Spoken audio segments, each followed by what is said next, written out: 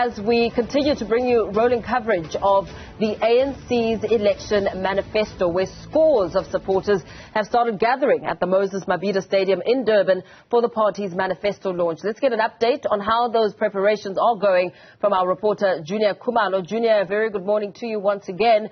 How's it looking? As a short while ago when we were talking, a lot of the empty seats were very visible.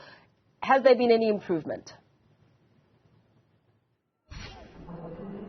There has actually been some improvement, Paul, when it comes to people coming into the stadium. So the bottleneck that seemed to have happened just behind me, where the people are now coming in, there was some struggles with having people come into that space.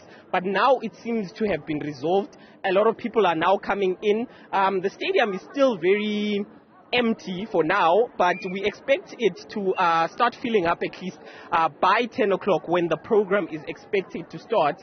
But as we talk, I will actually try and bring in ANC NEC member Dakota Legoete, who is also the former spokesperson of the party. Sir, thank you so much for joining us today.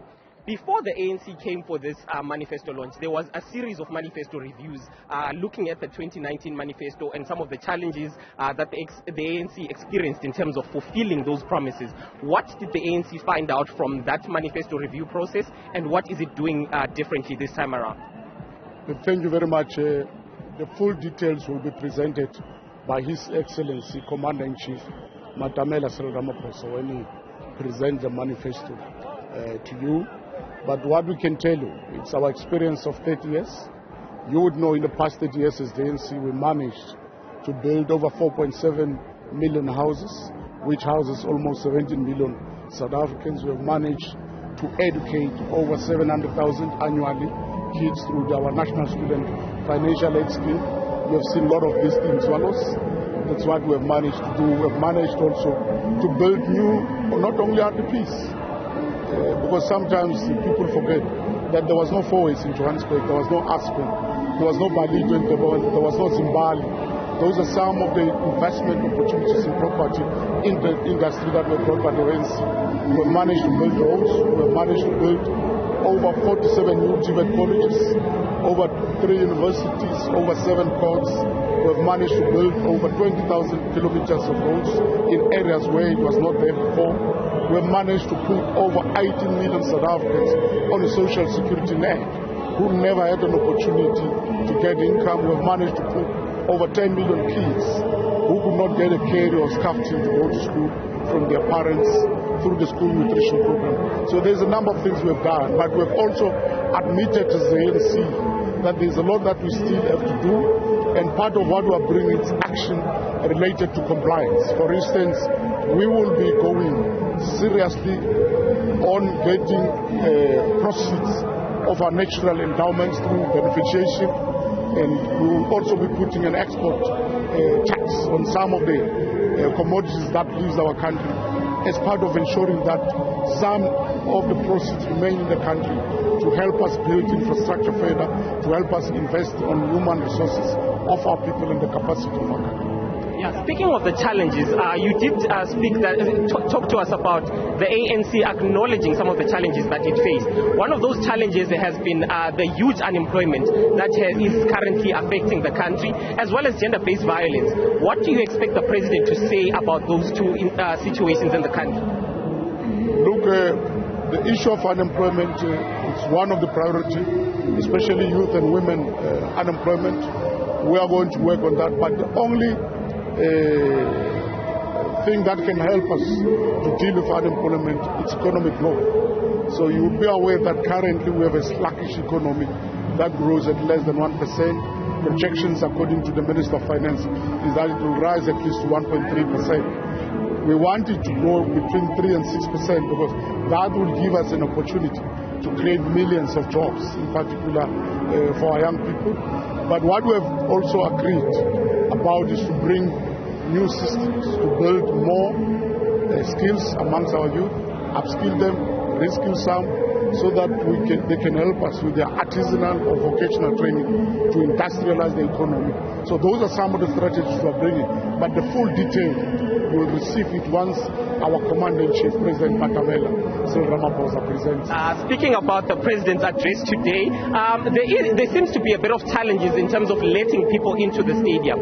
We expect the official program to start around 10 o'clock. What are the challenges around allowing people to come into the stadium? Because there's a lot of people that seem to be stuck outside the stadium. Look, people are here. I can tell you, we're expecting over 75,000 people, both in the stadium and the beach. We're expecting another 50,000 in our overflow. So at least we're expecting over 130,000 people. Those people are already here. The only thing is the security checkpoint. Once they can go through that, we will allow them to get into the stadium. So you know, security and some of us, we can't interfere in the work of the police and the army. But given those security checkpoint challenges, do you think the official program is going to start on time? The official program is going to start at time. We expect to start at 10 o'clock. We expect the President to be in the podium at 11 o'clock to address the nation. So we are requesting and calling on all South Africans that at least from 11 o'clock they must expect the message of the President on behalf of the National Executive. Thank you so much for your time, sir. That is ANC NEC member Dakota Legoete, who was just speaking to us about some of the expectations that the South Africans should have when it comes to the President's address. He spoke about the manifesto launch of 2019, where the ANC made a host of promises, but the ANC itself has admitted to a lot of shortcomings in terms of fulfilling those commitments that it made. The party went through a significant manifesto review and spoke about some of those challenges openly to South Africans over a three-month period last year, and this year they're saying that they're going to try and do things differently and make sure that some of the commitments that they make are implementable commitments when the President addresses the crowds here, As we get a sense of who is there, what are you looking at in terms of the age profile and some demographics, giving us a broader picture of what we can expect a little later on when that stadium is, according to the ANC, full to capacity? So I will go back to 2 weeks ago when the EFF also held its manifesto in the same stadium.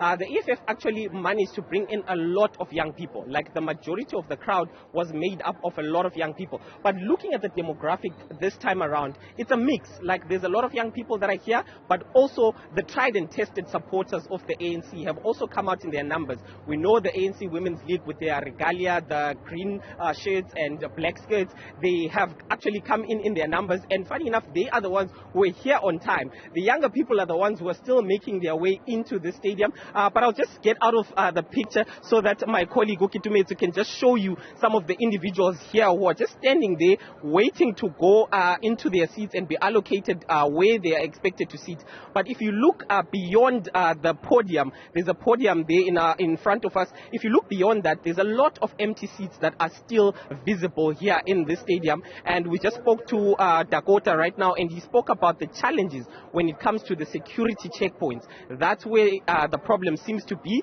But despite those challenges, he seems to think that the program is going to start on time at 10 o'clock. Very well, Juniour Khumalo, giving us a sense of what is happening on the ground ahead of the ANC's election manifesto.